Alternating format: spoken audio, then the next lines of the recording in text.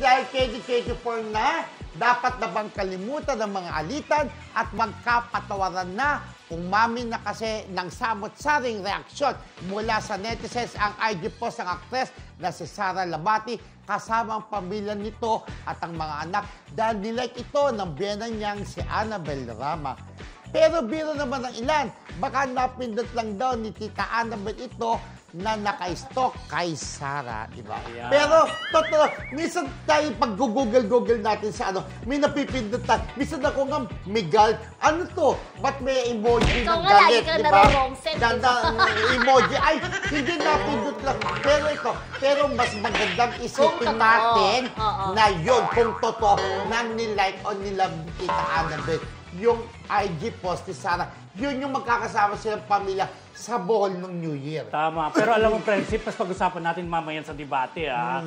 Di ba, kung dapat ba silang magkabati o hindi? Parang magandang pag-usapan yan, di ba? Correct, pwede yun. Oo. Meron Correct. yata yun, di ba? Oo. Yes.